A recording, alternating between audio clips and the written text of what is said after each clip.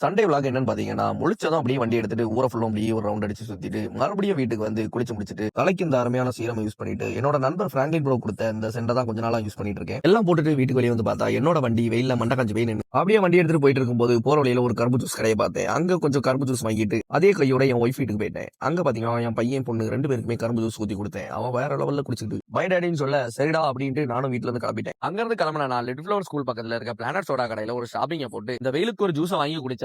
கிட்டத்தட்ட ஒரு 15 வருஷத்துக்கு முன்னாடி நான் குடிக்கும்போது 10 ரூபா தான். இப்பவும் அதே 10 ரூபாய்க்கு குடுக்குறாங்க. மறுபடியும் வண்டி எடுத்துட்டு அங்க இருந்து கலெக்டர் ஆபீஸ் பக்கத்துல இருக்க சீக்மெண்ட்ஸ் வேற தான் வந்திருந்தேன். இது ஏன்னா நம்ம அண்ணனோட கடை தான். அங்க பிடிச்ச மாதிரி ஒரு காட்டன் பேண்ட் அண்ட் ஜீன்ஸ் ரெண்டுமே எடுத்துட்டு திடீர்னு ஃப்ரெண்ட் வந்தான். ஃப்ரெண்டு கூட நேரா அவன் வீட்டுக்கு போயாச்சு. அவன் வீட்டுல நல்லா இறச்சி கறி ரசம் எல்லாம் வச்சிருந்தான். அந்த அதே ஒரு சாப்பாடு வெளுன்னு வெளுத்து வாங்கிட்டு கொஞ்ச நேரம் அவன் வீட்லயே டிவி பார்த்து ரெஸ்ட் எடுத்துட்டு மறுபடியும் வண்டி எடுத்துட்டு ஒரு ரவுண்ட் அப்படியே சுத்திட்டே இருந்தேன் டவுனை. திடீர்னு பார்த்தா இன்னொரு ஃப்ரெண்டு ஒரு கால், வாடா ஹோட்டல்ல இருக்கே சாப்பிட போவோம் அப்படின்ட்டு. வாடா அப்படின்னு சொன்னா நம்ம விடுவோமா? உடனே அங்க போயிட்டேன். அதுதான் ஆசாரிபுரம் போற வழியில இருக்க பிளஸி ஹோட்டல். அங்க போனனே தவிர எனக்கு சாப்பிட தோணல. ஏன்னா வயிறு ஃபுல்லா இருந்து ஃப்ரெண்ட் வீட்ல சாப்பிட்டது. அதனால அங்க இருந்த பாயசத்தை மட்டும் பார்த்து அதை மட்டும் கல்பா அடிச்சுட்டு அங்க இருந்து கிளம்பிட்டேன். திடீர்னு பார்த்தா நம்ம தங்கச்சி இருந்து கால், ஒரு ஷூட் இருக்கு நான் வாங்க அப்படின்ட்டு. அந்த அளவு உடனே அவ கூட போய் ஒரு ஷூட் எடுத்துட்டு அப்படியே வீட்டுக்கு கிளம்பி வந்தாச்சு. மணியா பாத்தீங்கன்னா மணி 6. சரிடா கடையை திறக்கணும் அப்படின்ட்டு வீட்டுல இருந்து மறுபடியும் கிளம்பி நாகர்கோயிலுக்கு ஒரு பயணம். ஈவினிங் டைம்ங்கிறனால ஆத்தங்கர வழியா பிடிச்சி வந்தேன். சன் செட்டை பார்த்துட்டு நேரா கடைக்கு வந்தேன். கடை திறந்து வச்சு பார்த்தா நம்ம நண்பர் பாத்தீங்கன்னா நமக்காக பிரௌனி ஐஸ்கிரீம் எல்லாத்தையும் மிக்ஸ் பண்ணி ஒரு கலவையா கொண்டு வந்து தந்தாங்க. அதை சாப்பிட்டு பார்த்தேன்பா வேற லெவல். அப்படியே கஸ்டமர் வரவும் கஸ்டமரையும் கவனிச்சுட்டு